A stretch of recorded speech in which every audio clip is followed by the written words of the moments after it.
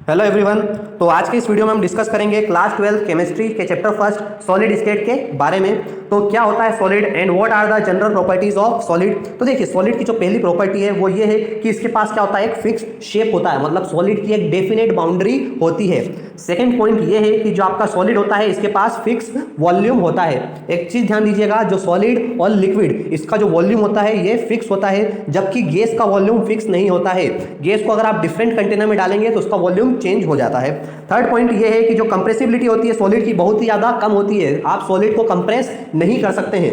अगला पॉइंट ये है कि जो इंटरमोलिकुलर फोर्स ऑफ अट्रैक्शन होता है सॉलिड के पार्टिकल्स के बीच का वो बहुत ही ज्यादा स्ट्रॉन्ग होता है। नेक्स्ट पॉइंट ये है कि जो पार्टिकल्स होते हैं सॉलिड के वो वाइब्रेट करते हैं अपनी पोजीशन पे। मान लीजिए कि आपके पास एक सॉलिड है, उसको आपने हार्ड सब्सटेंस से हीट किया तो इसके पार्टिकल मूव नहीं करेंगे बल्कि अपनी ही पोजीशन पे क्या करेंगे, वाइब्रेट करेंगे।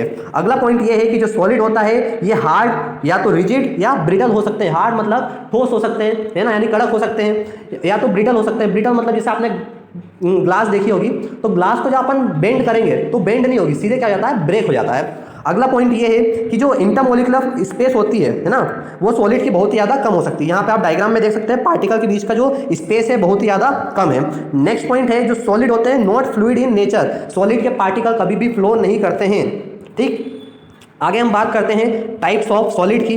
तो देखिए जो सॉलिड होते हैं वो बेसिकली दो टाइप के होते हैं। पहला टाइप है आपका क्रिस्टलाइन सॉलिड और जो सेकंड टाइप है वो आपका एमोर्फस सॉलिड। तो दोनों टाइप्स को अपन डिटेल में एक्सप्लेन करते हैं। ठीक, तो जो सबसे पहले हम बात करते हैं क्रिस्टलाइन सॉलिड की, तो क्रिस्टलाइन सॉलिड का एक और नाम होता है ट्रू सॉलिड। ठीक, तो इसकी प्रॉपर्टीज ये है कि जो क्रिस्टलाइन सॉलिड होता है इसका रेगुलर 3 डायमेंशन अरेंजमेंट होता है पार्टिकल का। जैसे आपने घरों की टाइल्स देखी होगी, तो जो घरों की टाइल्स होती है वो एक रेगुलर अरेंजमेंट होता है। ऐसा नहीं कि आपने एक टाइल्स दूसरे कलर की है, फिर दूसरी टाइल्स दूसरे कलर की हो गई और तीसरी टाइल्स तीसरे कलर की हो गई, नहीं, इसका एक रेगुलर अरेंजमेंट होता है। उसी टाइप के आपके जो क्रिस्टलाइन सॉलिड होते हैं उसका भी एक रेगुलर अरेंजमेंट होता है। अगला कि जो क्रिस्टलाइन सॉलिड होते हैं ये लॉन्ग रेंज ऑर्डर सॉलिड होते हैं। देखिए जैसे कि अगर घर में टाइल्स लगी तो ऐसा नहीं कि आपने 8-10 टाइल्स लगी है, फिर बहुत सारी गैप छूट गई, फिर 8-10 टाइल्स लगी है, फिर गैप आ गई, ऐसा नहीं है, एक लॉन्ग रेंज ऑर्डर होता है। उसी प्रकार आपके क्रिस्टलाइन सॉलिड का भी एक लॉन्ग रेंज ऑर्डर होता है। अगला पॉइंट ये है कि क्रिस्टलाइन सॉलिड का एक शार्प मेल्टिंग और बॉइलिंग पॉइंट होता है। मान लीजिए आपके पास एक क्रिस्टलाइन सॉलिड है और उसका मेल्टिंग पॉइंट है 300 डिग्री सेल्सियस।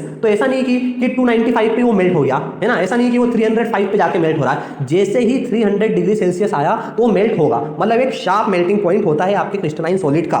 नेक्स्ट पॉइंट ये है कि जब भी आप क्रिस्टलाइन सॉलिड को शार्प नाइफ से कट करेंगे तो वो क्या देगा आपको, स्मूथ और शार्प एज देगा। फॉर एग्जाम्पल अगर आपके पास डायमंड है, अगर आप डायमंड को कट करेंगे तो उसके बिल्कुल एक स्मूथ सरफेस मिलती है, शार्प सरफेस मिलती है। ठीक, अगला पॉइंट ये है कि जो आपका क्रिस्टलाइन सॉलिड होता है वो क्या होता है, आपका एनआइसोट्रोपिक इन नेचर होते हैं। अब क्या होता है एनआइसोट्रोपिक का मतलब, तो मैं समझा देता हूं। देखिए मान लीजिए आपके पास एक क्रिस्टलाइन सॉलिड है ना, अगर उस क्रिस्टलाइन सॉलिड को अपन डिफरेंट डायरेक्शन से देखेंगे तो उसकी जो फिजिकल प्रॉपर्टी है जैसे रिफ्रैक्टिव इंडेक्स, इलेक्ट्रिकल कंडक्टिविटी, ये आपको अलग अलग दिखेगी। यानी कि अगर आपके पास एक क्रिस्टलाइन सॉलिड है उसको डिफरेंट एंगल से व्यू करेंगे तो उसकी फिजिकल प्रॉपर्टी भी डिफरेंट दिखेगी। इसका मतलब होता है ये एनआइसोट्रोपिक होते हैं नेचर में। अगर एग्जांपल की बात करें तो जो क्रिस्टलाइन सॉलिड के एग्जांपल है NaCl, डायमंड, ग्रेफाइट, यानी कि जितने भी टाइप के सॉल्ट होते हैं सारे के सारे क्या होते हैं, आपके क्रिस्टलाइन होते हैं। अगली बात करते हैं हम एमोर्फस सॉलिड के बारे में। तो देखिए एमोर्फस सॉलिड को अपन स्यूडो सॉलिड यानी नकली सॉलिड यानी और सुपर कूल्ड लिक्विड भी कहते हैं। सुपर कूल्ड लिक्विड, मान लीजिए कि आपके पास एक लिक्विड है उसको अपन ने कूल कर दिया यानी सुपर कूल कर दिया, फिर उसने एक सॉलिड का फॉर्म ले लिया, तो इस टाइप के सॉलिड को अपन एमोर्फस सॉलिड कहते हैं। अब जो एमोर्फस सॉलिड में होता है कोई भी रेगुलर अरेंजमेंट नहीं होता है पार्टिकल का, एक कोई फिक्स अरेंजमेंट नहीं है, मतलब पैटर्न बिल्कुल चेंज होता है, पहले पैटर्न कुछ और है फिर बाद में पैटर्न कुछ और है, ऐसा कोई रेगुलर पैटर्न नहीं होता है। तो इसलिए ये जो होते हैं एमोर्फस सॉलिड ये क्या होते हैं, आपके शॉर्ट रेंज ऑर्डर होते हैं, कोई एक फिक्स पैटर्न नहीं होने के कारण ये शॉर्ट रेंज ऑर्डर कहलाते हैं। अगला पॉइंट ये है कि अगर आप किसी एमोर्फस सॉलिड को शार्प नाइफ से कट करेंगे तो ये रफ सरफेस देंगे। देखा होगा आपने, जैसे किसी लकड़ी को अपन कट करते हैं तो एक बिल्कुल रफ सरफेस मिलती है, जबकि एक डायमंड को कट करेंगे तो बिल्कुल एक स्मूथ सरफेस देखने को मिलती है। ठीक, नेक्स्ट पॉइंट है ये है कि जो आपका एमोर्फस सॉलिड होता है इसके पास range of melting and boiling point होता है, कोई फिक्स मेल्टिंग बॉइलिंग पॉइंट नहीं है। फॉर एग्जांपल मेरे पास रबर है, उसको अगर मैं उसको हीट कर रहा हूँ तो ऐसा होता है कि कभी 140 डिग्री पे मेल्ट हो गया या कभी 150 पे मेल्ट हो गया, मतलब जैसे 140 से लेके 150 की कोई सी रेंज पे वो मेल्ट हो जाएगा, कोई एक फिक्स मेल्टिंग और बॉइलिंग पॉइंट नहीं होती है। नेक्स्ट पॉइंट ये है कि जो आपका एमोर्फस सॉलिड होते हैं ये आइसोट्रोपिक होते हैं नेचर में। अब आइसोट्रोपिक मतलब क्या होता है ये समझते हैं। देखिए मान लीजिए आपके पास कोई सा एक एमोर्फस सॉलिड है, उसको अपन डिफरेंट एंगल से डिफरेंट डायरेक्शन से व्यू कर रहे हैं तो उसकी जो फिजिकल प्रॉपर्टी है वो सेम दिखेगी, यानी कि अगर आपके पास एक एमोर्फस सॉलिड है और उसको अपन अलग अलग डायरेक्शन से देख रहे हैं, लेकिन उसकी फिजिकल प्रॉपर्टी हर डायरेक्शन से क्या देखने को मिलती है, सेम देखने को मिलती है। अब बात करते हैं हम इसके एग्जांपल की। तो जो एमोर्फस सॉलिड के एग्जांपल है वो है rubber, plastic, glass, would etcetera. ये सब आपके एमोर्फस सॉलिड के एग्जांपल। डिस्कस करेंगे टाइप ऑफ क्रिस्टलाइन सॉलिड की। तो वीडियो को आगे बढ़ाने से पहले मैं बताता हूं कि जो आपके क्रिस्टलाइन सॉलिड होते हैं इसके 4 टाइप होते हैं, जबकि एमोर्फस सॉलिड का कोई भी टाइप नहीं होता है, क्योंकि एमोर्फस सॉलिड का कोई एक फिक्स पैटर्न नहीं होता है, ये शॉर्ट रेंज ऑर्डर होते हैं, इसलिए इसका आपको कोई टाइप नहीं पढ़ना पड़ेगा। तो आइए डिस्कस करते हैं टाइप्स ऑफ क्रिस्टलाइन सॉलिड की। तो आपके जो क्रिस्टलाइन सॉलिड होते हैं वो 4 टाइप के होते हैं। पहला है आपका आयनिक सॉलिड, सेकंड है आपका मेटेलिक सॉलिड, थर्ड होता है आपका कोवेलेंट सॉलिड और फोर्थ है आपका मॉलिक्यूलर सॉलिड। मॉलिक्यूलर सॉलिड के भी 3 सब पार्ट होते हैं, non polar solid, polar solid और हाइड्रोजन बॉन्डेड सॉलिड। तो आइए डिस्कस करते हैं चारों टाइप्स को डिटेल में। तो सबसे पहले हम बात करते हैं आयनिक सॉलिड की। तो देखिए आयनिक सॉलिड नाम से समझ में आ रहा है किससे मिलकर बने होंगे, केटायन और एनायन से, है ना। एक पॉजिटिव और एक नेगेटिव चार्ज से जो बनने वाले सॉलिड होते हैं इसको अपन क्या बोलते हैं, आयनिक सॉलिड बोलते हैं। अब इसकी प्रॉपर्टीज की बात करते हैं। तो जितने भी आयनिक सॉलिड होते हैं ये क्या होते हैं, आपके हार्ड और ब्रिटल होते हैं। जैसे आपने सोल्ट देखे होंगे, है ना, तो सोल्ट कैसा होता है, एक हार्ड होता है और बिल्कुल ब्रिटल होते हैं। अगली बात करते हैं, जितने भी आपके आयनिक सॉलिड होते हैं ये क्या होते हैं, पोलर इन नेचर होते हैं, क्योंकि पॉजिटिव और नेगेटिव चार्ज से बने तो इनके अंदर पोल्स डेवलप हो जाते हैं। अगली बात करते हैं प्रॉपर्टी की। तो जितने भी आपके आयनिक सॉलिड होते हैं ये क्या होते हैं, सॉल्युबल होते हैं पोलर सॉल्वेंट में, यानी कि वाटर में सॉल्युबल होते हैं, जबकि इनसॉल्युबल होते हैं नॉन पोलर सॉल्वेंट, यानी कि बेंजीन हुआ, टोलिन हुआ, जितने भी ऑयल है उसमें ये इनसॉल्युबल होते हैं। अगली प्रॉपर्टी की बात करते हैं कि जो आपका आयनिक सॉलिड होते हैं ये बेड कंडक्टर होते हैं इलेक्ट्रिसिटी के in solid form, but they conduct electricity in aqueous और मोल्टन फॉर्म। देखिए अगर आपके पास नमक है तो अगर वो बिल्कुल सॉलिड फॉर्म में है तो उससे करंट पास नहीं होगा, जबकि अगर आप उसी नमक को पानी में डाल दें या तो उसको मेल्ट कर दें तो उससे इलेक्ट्रिसिटी पास हो सकती है। तो आयनिक सॉलिड के हम एग्जांपल देखते हैं। तो एग्जांपल है NaCl, KCl, KMnO4। तो जितने भी टाइप के सॉल्ट हैं ये सारे के सारे क्या होते हैं, आपके आयनिक सॉलिड होते हैं।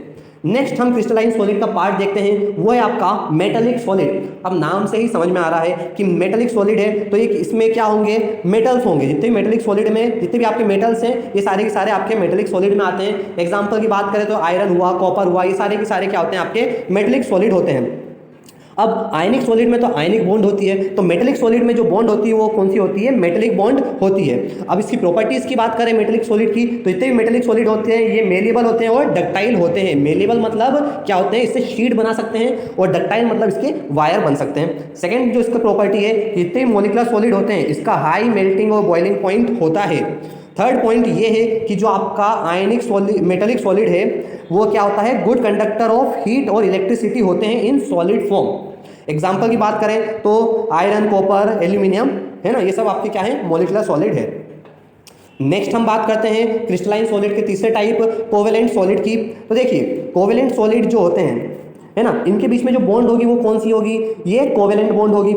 अगला जो पॉइंट है, जितने भी आपके कोवेलेंट सॉलिड होते हैं ये सब की सब बेड कंडक्टर होते हैं इलेक्ट्रिसिटी की, एक्सेप्ट ग्रेफाइट। जो ग्रेफाइट होता है वो केवल ऐसा कोवेलेंट सॉलिड है जो गुड कंडक्टर है इलेक्ट्रिसिटी का। अगला जितने भी कोवेलेंट सॉलिड है इनका भी मेल्टिंग और बॉइलिंग पॉइंट हाई होता है। कोवेलेंट सॉलिड आपके क्या होते हैं, हार्ड होते हैं, ये रिजिड और ब्रिटल होते हैं।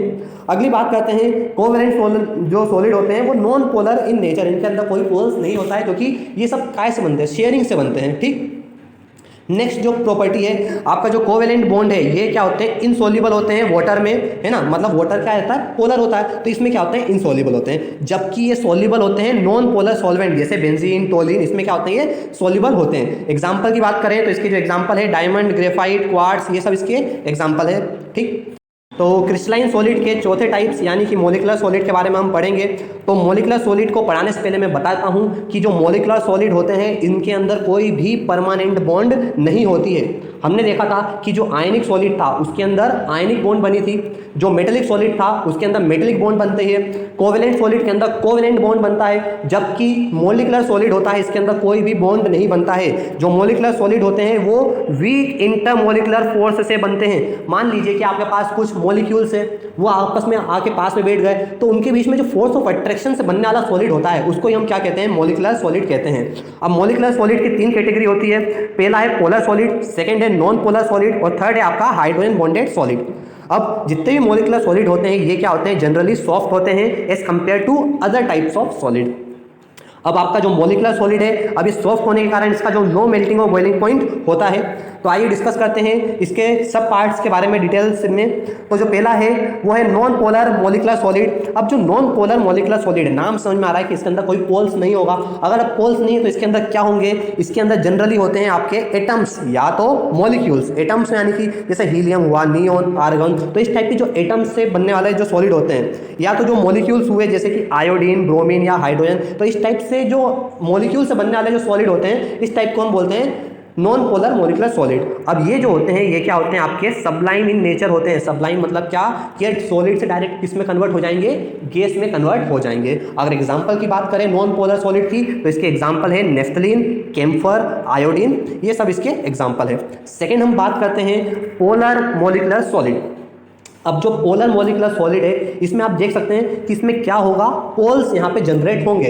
अब ये पोल्स किसकी वजह से जनरेट होते हैं, ये जनरेट होते हैं आपके डायपोल डायपोल इंटरेक्शन की वजह से जनरेट होते हैं। यहाँ पे आप देख सकते हैं, देखिए ये कि HCl का ये मॉलिक्यूल है, ये एक HCl का मॉलिक्यूल है, ये एक HCl का आपके पास मॉलिक्यूल है, ये आपके पास HCl का मॉलिक्यूल है। तो इनके बीच में जो ये फोर्स यहाँ पे जनरेट हो रही है, ये जो फोर्स यहाँ पे जनरेट हो रही है दो मॉलिक्यूल्स के बीच में, तो इस टाइप की जो फोर्स को कहते हैं अपन पोलर सॉलिड।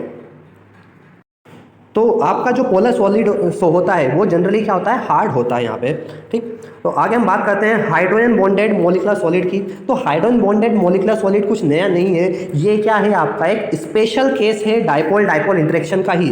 बस इसमें नेसेसरी कंडीशन ये है कि इसके अंदर एक हाइड्रोजन एटम होना चाहिए, उसके साथ में क्या होना चाहिए, एक इलेक्ट्रोनेगेटिव एलिमेंट, जैसे कि फ्लोरीन, क्लोरीन, ऑक्सीजन या तो नाइट्रोजन, इस टाइप का एक इलेक्ट्रोनेगेटिव एलिमेंट होना चाहिए इसमें।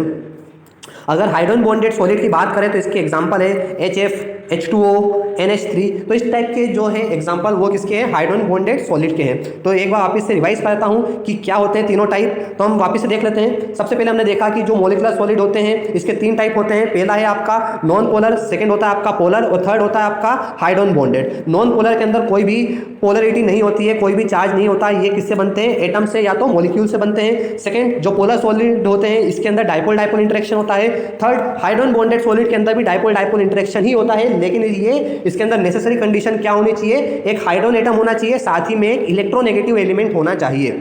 तो हम पढ़ेंगे क्रिस्टल लेटिस के बारे में। तो क्या होता है क्रिस्टल लेटिस, सबसे पहले मैं इसकी डेफिनेशन समझा देता हूं। तो देखिए क्रिस्टल लेटिस क्या होता है, एक रेगुलर 3 डायमेंशन अरेंजमेंट होता है पार्टिकल का स्पेस में। तो जो स्पेस में पार्टिकल्स का जो अरेंजमेंट होता है उसको ही हम क्या बोलेंगे, क्रिस्टल लेटिस कहेंगे। जैसे बहुत सारी ईंटें रखी हैं, तो जो बहुत सारी ईंट रखी है तो उस ईंट के जो आप ईंट का जो सेट है उसको अपन क्या बोलेंगे, ये क्या है, क्रिस्टल लेटिस है। देखिए इस डायग्राम में आप देख सकते हैं यहाँ पे बहुत सारे पार्टिकल है, ये देखिए बहुत सारे पार्टिकल है। इन पार्टिकल को अगर अपन ने स्पेस में रखा है, ये पार्टिकल का एक अरेंजमेंट है, तो इस पार्टिकल के अरेंजमेंट को ही अपन क्या बोलेंगे, क्रिस्टल लेटिस कहते हैं। अब क्रिस्टल लेटिस के आगे अपन बात करते हैं लेटिस पॉइंट। अब देखो यहाँ पे क्रिस्टल लेटिस में छोटे छोटे पॉइंट बने, यहाँ पे आप सर्कल देख सकते हो। तो ये छोटे छोटे क्या बने हैं, डायग्राम में सर्कल बने। अब ये सर्कल कुछ नहीं है, इसको हम बोलते हैं लेटिस पॉइंट। तो लेटिस पॉइंट क्या होता है, ये आपके एटम हो सकते हैं, आयंस हो सकते हैं, या तो मॉलिक्यूल्स हो सकते हैं, जिससे एक आपका क्रिस्टल लेटिस बनता है। अब एक क्रिस्टल लेटिस, मान लीजिए बहुत सारी ईंट रखी है, तो उसकी जो सबसे छोटी एक जो ईंट होती है, उस एक ईंट को अपन क्या बोलेंगे, यूनिट सेल। तो यूनिट सेल क्या होता है, किसी भी क्रिस्टल लेटिस का सबसे छोटी यूनिट, उसको ही हम क्या बोलेंगे, यूनिट सेल बोलते हैं। ठीक है, तो यूनिट सेल सबसे छोटा है ना, यूनिट सेल बहुत सारे यूनिट सेल जोड़ दिए, उससे क्या बन गया, आपका क्रिस्टल लेटिस बन गया। ठीक, और जो एक छोटा सा जो यूनिट सेल है, मान लीजिए यूनिट सेल किससे बनता है, कोई सी भी चीज़ बनती है एटम से, तो जो एटम है या तो मॉलिक्यूल है, इसको हम क्या बोलेंगे, आपका लेटिस पॉइंट बोलेंगे। तो आगे हम बात करते हैं टाइप्स ऑफ यूनिट सेल की, कि यूनिट सेल के कितने टाइप होते हैं। तो देखिए आपके जो यूनिट सेल होते हैं बेसिकली 2 टाइप के होते हैं। यूनिट सेल के 2 टाइप होते हैं। फर्स्ट होता है आपका प्रिमिटिव यूनिट सेल, जिसको अपन सिंपल यूनिट सेल भी कहते हैं। सेकंड होता है आपका नॉन प्रिमिटिव यूनिट सेल। तो प्रिमिटिव यूनिट सेल क्या होता है, देखिए ये आपका एक यूनिट सेल है, मैंने कहा यूनिट सेल मतलब सबसे छोटी यूनिट, एक सबसे छोटी 3 डायमेंशन यूनिट को ही अपन क्या बोलते हैं, यूनिट सेल। तो ये आपका यूनिट सेल है। अगर ये सिंपल यूनिट सेल है तो इसमें जो एटम है, जिसको अपन लेटिस पॉइंट भी बोलते हैं, ये जो एटम है ये लेटिस पॉइंट सिर्फ कहाँ पे प्रेजेंट होंगे, 8 कॉर्नर पे प्रेजेंट होंगे और कहीं पे भी नहीं होंगे, उसको बोलते हैं अपन सिंपल यूनिट सेल बोलते हैं। ठीक, नेक्स्ट हम बात करते हैं नॉन प्रिमिटिव यूनिट सेल की। तो नॉन प्रिमिटिव के अंदर भी टाइप होता है। फर्स्ट होता है आपका फेस सेंटर यूनिट सेल। अब फेस सेंटर क्या होता है, देखिए फेस सेंटर में क्या होगा कि जो आपके लेटिस पॉइंट है, यानी कि जो एटम है वो आपके 8 कॉर्नर पे तो प्रेजेंट होंगे, 8 कॉर्नर पे तो प्रेजेंट होंगे, लेकिन साथ ही साथ में 6 फेस, देखो फेस कितने होते हैं 6, एक फेस ऊपर एक फेस नीचे, एक लेफ्ट में एक राइट में, एक बैक और एक फ्रंट, जैसे 6 फेस में भी आपके एटम प्रेजेंट होते हैं, तो इसको क्या बोलते हैं अपन, फेस सेंटर बोलते हैं। नेक्स्ट होता है आपका बॉडी सेंटर। बॉडी सेंटर में क्या होता है, जो आपके यूनिट सेल है, ये आपका यूनिट सेल है, तो इसमें जो एटम है 8 कॉर्नर पे तो प्रेजेंट है, 1 2 3 4 5 6 7 8 कॉर्नर पे तो प्रेजेंट है, लेकिन एक जो एटम है वो आपका बिल्कुल सेंटर, बॉडी पे के सेंटर में प्रेजेंट होता है। मान लीजिए आपका एक रूम है, रूम के 8 कॉर्नर है, तो जो रूम के 8 कॉर्नर है वहाँ पे तो एटम होगा, और एक जो एटम है वो बिल्कुल क्या होगा, रूम के बीचों बीच में होगा, उसको क्या बोलेंगे अपन, बॉडी सेंटर बोलेंगे। नेक्स्ट अपन पढ़ते हैं एंड सेंटर के बारे में।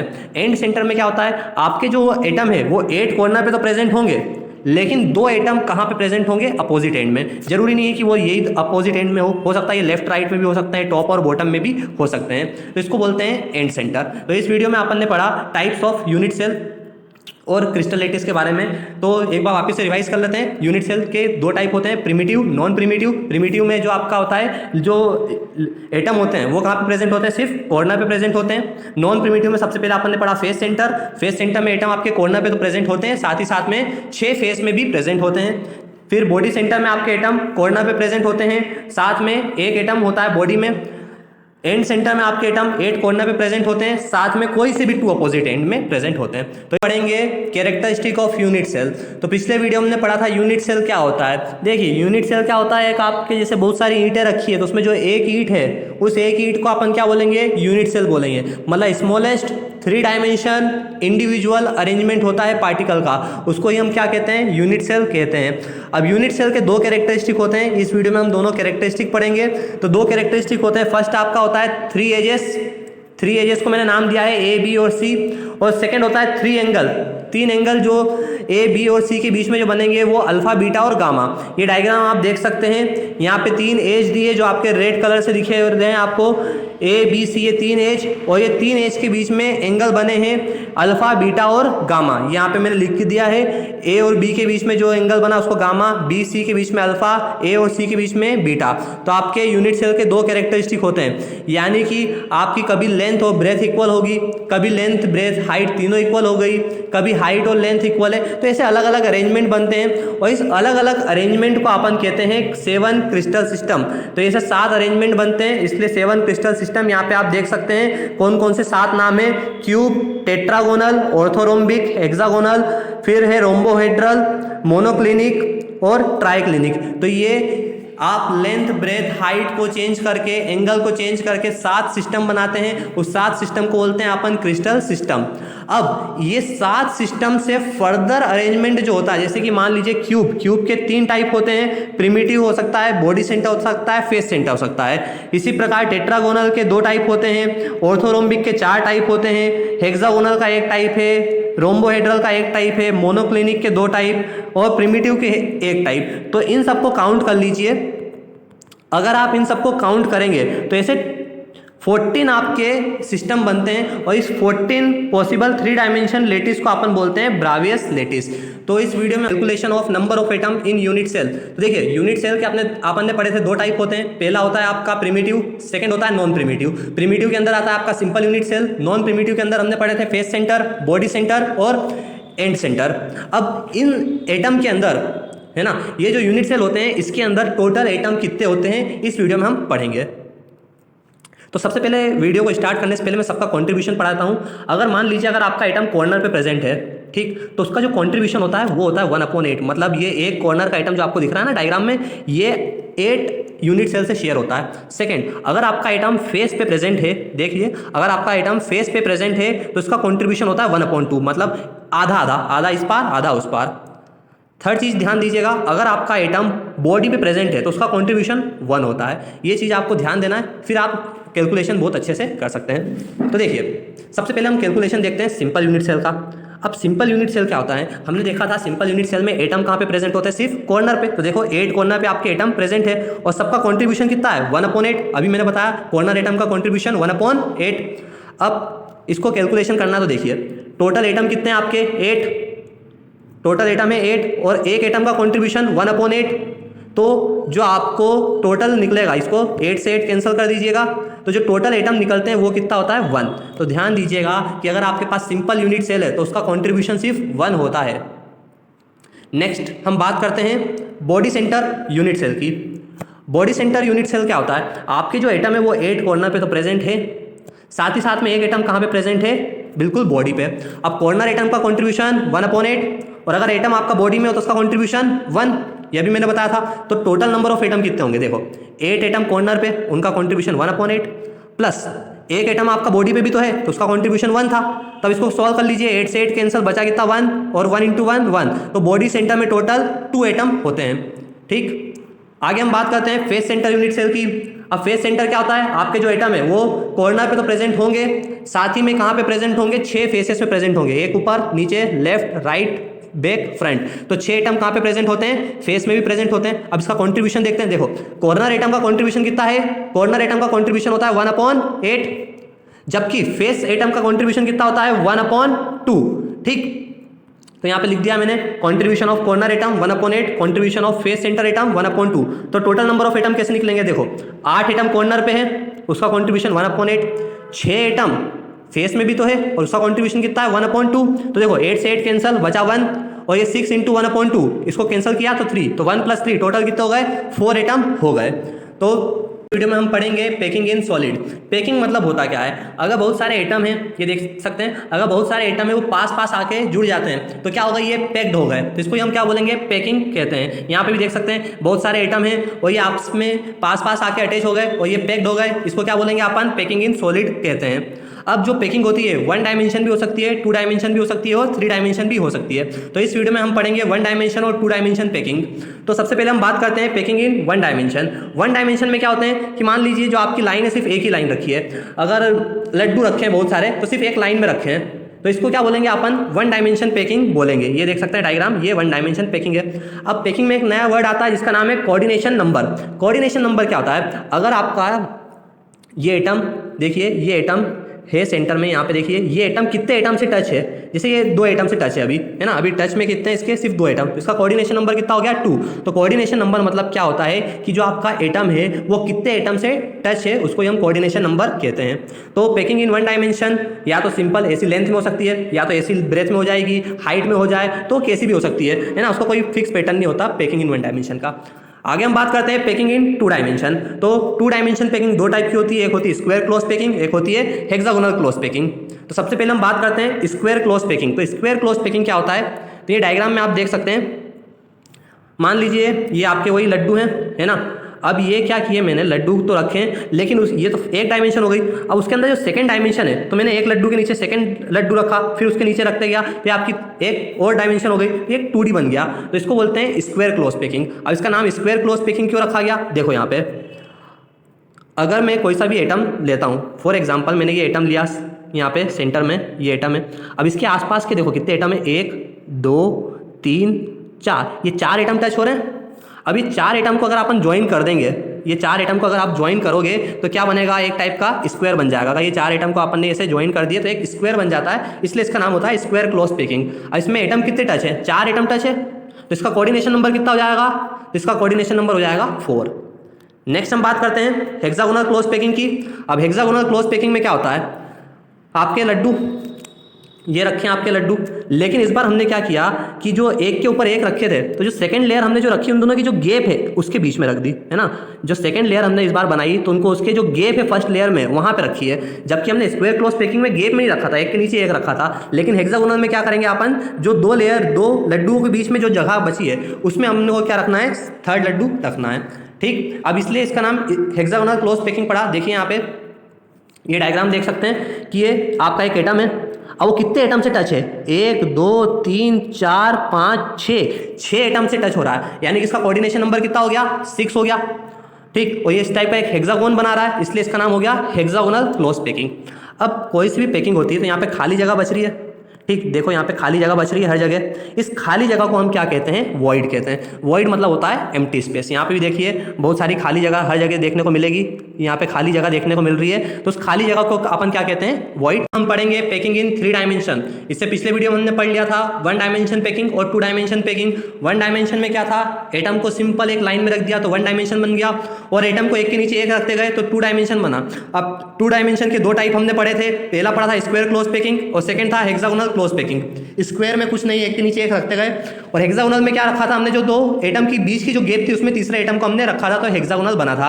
अब इसको 3 डायमेंशन करना है, तो 3 डायमेंशन कैसे करेंगे, मान लीजिए मेरे पास एक स्क्वायर क्लोज पैकिंग है, इस स्क्वायर क्लोज पैकिंग के ऊपर मैं एक लेयर और चढ़ाते जाऊँ, इसके ऊपर एटम वापस से रखते जाऊंगा तो एक 3 डायमेंशन बन जाएगा, तो उसको क्या बोलेंगे अपन, 3 डायमेंशन स्क्वायर क्लोज पैकिंग।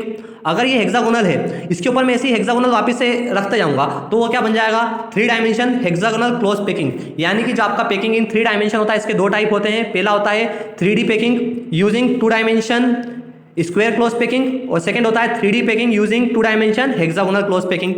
तो देखिए स्क्वायर क्लोज पैकिंग क्या होता है, ये आपका स्क्वायर है, ये आपका स्क्वायर है, इसके ऊपर आप एक और स्क्वायर की परत, एक और स्क्वायर की परत ऐसे रखते जाएंगे तो आपका क्या बन जाएगा, स्क्वायर क्लोज पैकिंग बन जाएगा। ये तो बहुत ज़्यादा सिंपल है, और इसका कोऑर्डिनेशन नंबर 6 होता है, ये ध्यान दीजिएगा, ठीक। लेकिन अब दिक्कत आती है 3D packing using 2 dimension hexagonal close packing. तो इसमें मैं अभी सिर्फ 2 लेयर ही पढ़ा रहा हूँ। देखिए मान लीजिए एक हेक्सागोनल की एक लेयर नीचे रखिए ब्लू कलर की, और एक लेयर ऊपर रखिए जो है रेड कलर की। तो इस 2 टाइप की लेयर्स जो बनती है, देखिए 2 टाइप की लेयर रखी है। अब इसमें क्या हो सकता है, मान लीजिए ब्लू कलर की जो लेयर है वो नीचे वाली है, और जो रेड कलर की जो लेयर है वो कौन सी है, ऊपर वाली है। ये आप डायग्राम में देख सकते हैं, कहीं पे भी देखिए। अब ये आपके 3 सर्कल है, फॉर एग्जांपल ये 1, ये 2, ये 3 सर्कल के ऊपर मैंने एक सर्कल और रख दिया, तो इसमें 2 टाइप के वॉइड बनते हैं। देखो यहाँ पे नीचे वाला डायग्राम आपको क्लियर समझ में आएगा। ये देखिए आपके नीचे की 3 लेयर है ना, नीचे की लेयर, और उसके ऊपर मैंने एक लेयर और रख दिया, तो जो बीच में गैप बन रही है रेड कलर का मैंने यहाँ पे बनाया, उस गैप को बोलते हैं टेट्राहेड्रल वॉइड। अगर आपके एटम ऐसे रखे हैं, ये देखिए यहाँ पे नीचे सबसे, अगर आपके एटम कुछ इस टाइप से रखे हैं, ये दिख रहा है, ये देखिए यहाँ पे आपके एटम रखे हैं, और उसके ऊपर मैंने जो दूसरी लेयर है उसको कुछ इस टाइप से रखा था। यहाँ पे जो रेड कलर की जो गैप बन रही है उस गैप को हम बोलते हैं ऑक्टाहेड्रल वॉइड। यानी कि जब हम हेक्सागोनल क्लोज पैकिंग करते हैं तो 2 टाइप के वॉइड बनते हैं, एक होता है आपका टेट्राहेड्रल वॉइड और सेकंड होता है आपका ऑक्टाहेड्रल वॉइड। तो याद कर लीजिएगा कि जो आपके वॉइड होते हैं उसके 2 टाइप बनेंगे। 2 टाइप कौन कौन से होते हैं, टेट्राहेड्रल वॉइड और सेकंड होता है आपका ऑक्टाहेड्रल वॉइड। तो चलिए इसको डिटेल में पढ़ते हैं, टेट्राहेड्रल वॉइड क्या होता है। तो एक बार मैं डायग्राम वापस से दिखा देता हूँ। ये देखिए सबसे नीचे जो डायग्राम बना है, फर्स्ट वाला डायग्राम, ये आपका क्या है, एक टेट्राहेड्रल वॉइड का डायग्राम है। टेट्राहेड्रल वॉइड में क्या होता है, नीचे कितने एटम दिखेंगे आपको, 3, और उस 3 एटम के बीच की जो गैप है उसके ऊपर मैं एक चौथा एटम रख दूंगा, तो जो गैप बनती है उसको बोलते हैं टेट्राहेड्रल वॉइड। अब टेट्राहेड्रल वॉइड की जगह डेफिनेशन पढ़नी तो ये पढ़ लीजिए। देखिए क्या होता है, एक ओपन स्पेस होता है जिसमें 4 टचिंग स्फीयर होते हैं, 3 तो नीचे होते हैं और एक कहाँ पे होता है, ऊपर। ये देखो 4 टचिंग स्फीयर है, यहाँ पे डायग्राम में देख सकते हैं 4 टचिंग स्फीयर है, 3 है नीचे और एक है ऊपर। अगर इसकी रेडियस रेशियो की बात करूँ तो मान लीजिए एक छोटा जो इसका रेडियस रेशियो होता है, जो वॉइड का रेडियस रेशियो होता है वो स्फीयर के रेडियस से 0.225 होता है। तो ये थोड़ा सा याद कर लीजिएगा, इसका रेडियस रेशियो कितना होता है, 0.225। नेक्स्ट हम बात करते हैं ऑक्टाहेड्रल वॉइड। तो ऑक्टाहेड्रल वॉइड में कितने टचिंग स्फीयर होते हैं, 6। ये देखिए 3 नीचे 3 ऊपर। अगर मैं इसकी बात करूं रेडियस रेशियो की, तो इसकी जो रेडियस रेशियो होती है वो कितनी होती है, 0.414 इसकी रेडियस रेशियो होती है। एक चीज ध्यान दीजिएगा, अगर आपके पास 100 एटम है ना, तो 100 एटम में टेट्राहेड्रल वॉइड कितने बनेंगे, 200, और ऑक्टाहेड्रल वॉइड कितने बनते हैं, 100 बनेंगे, है ना। तो इसको थोड़ा सा पढ़ लीजिएगा कि if a unit cell have n atom then number of octahedral void is n and number of tetrahedral void is 2n। तो इस वीडियो में हम पढ़ेंगे 3rd layer over 2nd layer. तो हेक्सागोनल क्लोज पैकिंग की हमने 2 लेयर पिछले video में पढ़ी थी। अब इस वीडियो में हम देखेंगे तीसरी लेयर कैसी रखी जाए। तो देखो तीसरी लेयर को 2 टाइप से रख सकते हैं अपन, या तो उसका टेट्राहेड्रल वॉइड को कवर कर लो या तो उसके ऑक्टाहेड्रल वॉइड को कवर कर लो। 2 टाइप से अपन इसको कवरिंग कर सकते हैं 3rd लेयर में। अब सबसे पहले हम कवर करते हैं टेट्राहेड्रल वॉइड को। तो यहाँ पे आप डायग्राम बना सकते देख सकते हैं, ये आपकी फर्स्ट लेयर, ये आपकी 2nd लेयर, और 3rd लेयर में मैंने क्या किया है, टेट्राहेड्रल वॉइड को कवर किया है। टेट्राहेड्रल वॉइड में कितने एटम होते हैं, 4। तो देखो 3 एटम तो ये रहे पहली लेयर के, और चौथा एटम ये रहा। तो टेट्राहेड्रल वॉइड को यहाँ पे मैं बना सकता, ये देखिए यहाँ पे टेट्राहेड्रल वॉइड यहाँ पे कवर होगा। तो ये 3rd लेयर में टेट्राहेड्रल वॉइड को कवर कर सकते हैं। इसको अपन हेक्सागोनल क्लोज पैकिंग भी कहते हैं। ये जो टाइप होता है ये AB टाइप होता है, क्योंकि देखो ये A, ये B, और ये जो बनेगा तीसरा ये वापस से A जैसे ही दिखेगा। देखो अगर यहाँ पे मैं एटम बना दूँ इमेजिनरी स्फीयर, तो ये जो बनेगा ना A जैसे ही दिखता है, इसलिए इसको AB टाइप कहते हैं। अगर इसके एग्जाम्पल की बात करें तो इसके जो एग्जाम्पल है वो है आपका मैग्नीशियम और जिंक। अब हम बात करते हैं कवरिंग ऑक्टाहेड्रल वॉइड। पिछले अपन ने अभी देखा था टेट्राहेड्रल वॉइड को कवर करना, अब देखते हैं ऑक्टाहेड्रल वॉइड को कवर कैसे करते हैं। तो ये देखिए फर्स्ट लेयर, ये आपकी सेकंड लेयर, अब थर्ड लेयर में किसको कवर करना है, ऑक्टाहेड्रल वॉइड में। और ऑक्टाहेड्रल वॉइड में कितने एटम होते हैं, 6 एटम होते हैं। ये 3 एटम तो फर्स्ट लेयर के और 3 एटम किसके, सेकंड लेयर के। तो ये किसको कवर करेंगे, ऑक्टाहेड्रल वॉइड को कवर करेंगे। तो इसका एक और नाम होता है क्यूबिक क्लोज पैकिंग, या तो इसको फेस सेंटर क्यूबिक सेल भी बोलते हैं। और अगर इसका टाइप देखें तो ये होता है ए बी सी टाइप का, है ना, ये ए, ये बी, ये सी, फिर से ए बी सी, ऐसा टाइप चलता है। अगर इसके एग्जांपल की बात करें तो इसका जो एग्जांपल है सिल्वर और कॉपर। अगर बात करें इनके कोऑर्डिनेशन नंबर की तो इनका जो दोनों है ना, जो ऑक्टाहेड्रल वॉइड को कवर करो या टेट्राहेड्रल वॉइड को कवर करो, दोनों का जो कोऑर्डिनेशन नंबर आता है वो 12 आता है। Percentage packing efficiency in solid. सबसे पहले मैं आपको मतलब बताता हूँ पैकिंग एफिशिएंसी का मतलब होता क्या है। देखिए मान लीजिए आपके पास एक रूम है जो क्यूब शेप में है, उस रूम में अपन फुटबॉल रख रहे हैं, ठीक। अब उस रूम में कितनी फुटबॉल आएगी तो उस रूम की क्या कहलाएगी, पैकिंग एफिशिएंसी कहलाएगी। अब ऐसा तो नहीं कि रूम में पूरी जगह फुटबॉल आ जाएगी, कुछ ना कुछ फुटबॉल्स के बीच में जो जगह है वो खाली बच जाएगी, तो उसको क्या कहते हैं, वॉइड कहते हैं, ठीक। तो ऐसे ही यूनिट सेल में कितने एटम आ रहे हैं वो उस यूनिट सेल की पैकिंग एफिशिएंसी कहलाती है। यूनिट सेल के अपन ने टाइप पढ़े थे, सिंपल यूनिट सेल होता है, बॉडी सेंटर होता है, फेस सेंटर होता है। तो ऐसे ही पैकिंग एफिशिएंसी अलग अलग यूनिट सेल की अलग अलग होगी। तो इस वीडियो में हम स्टार्ट करेंगे packing efficiency in face center cubic unit cell. इसका एक और नाम होता है close cube packing unit cell, ठीक। तो इसकी अपन सबसे पहले पैकिंग एफिशिएंसी देखते हैं। अब क्या है आपका, ये फेस सेंटर है। अब फेस सेंटर में क्या होता है, आपके जो एटम होते हैं 8 कॉर्नर में तो प्रेजेंट होते हैं, है ना, 8 कॉर्नर में तो प्रेजेंट होंगे आपके एटम। साथ ही साथ में आपके एटम कहाँ पे प्रेजेंट होते हैं, 6 फेसेस में, जैसे टॉप में, बॉटम में, लेफ्ट, राइट, बैक में, फ्रंट में। वैसे 6 एटम फेस सेंटर में प्रेजेंट होते हैं, ठीक। चलिए अब ये आपका क्या है, एक क्यूब है ना, ये आपका क्या है, एक क्यूब है। अब इस क्यूब की जो ये एजेस है ना, इस एज लेंथ को मैं क्या अज्यूम करूँगा, ए। ये जो क्यूब है इसकी जो एज है इसको अपन ने क्या माना, ये ए नाम इसको मैंने दिया है। अब इस क्यूब में आपको यहाँ पे एटम भी दिख रहे हैं, है ना, ये आपको एटम दिख रहे हैं। ये एटम का शेप कैसा है, स्फेरिकल शेप है। अब जो एटम है इसका शेप स्फेरिकल है, तो इसकी रेडियस को अपन क्या नाम देंगे, आर। इसकी रेडियस अपन अज्यूम करेंगे आर, ठीक। तो ध्यान देना इस डेरिवेशन में एज लेंथ को ए नाम दिया है और स्फीयर की रेडियस को आर नाम दिया है। चलिए आगे बात करते हैं। यहाँ पे आपको सेकंड डायग्राम एक और दिख रहा होगा, ये इसका क्या है, सिर्फ टॉप व्यू। मैं सिर्फ टॉप व्यू की बात कर रहा हूँ ना, जैसे 6 फेस होते हैं, मैं सिर्फ टॉप फेस की बात कर रहा हूँ। यहाँ पे ये देखिए, इस टॉप फेस की अपन बात करेंगे। अब इस टॉप फेस में क्या होगा, आपके 4 कॉर्नर एटम, ये 4 कॉर्नर एटम तो यहाँ पे आपको दिख रहे हैं, लेकिन एक एटम कहाँ पे होगा, फेस पे। ये देखो एक एटम आपका बिल्कुल फेस पे है, ठीक। अब ये जो कॉर्नर एटम है इसकी जो रेडियस होगी वो कितनी होगी, आर। यहाँ से यहाँ तक ये कॉर्नर एटम, इसकी भी रेडियस कितनी, आर। लेकिन ये सेंटर में जो एटम है वो तो पूरा आ गया, तो इसकी जो रेडियस होगी वो कितनी होगी, 2r। तो प्लस कर लीजिए are plus 2r plus are, तो कितना हो जाता है, ये आपका हो जाएगा 4r, ठीक।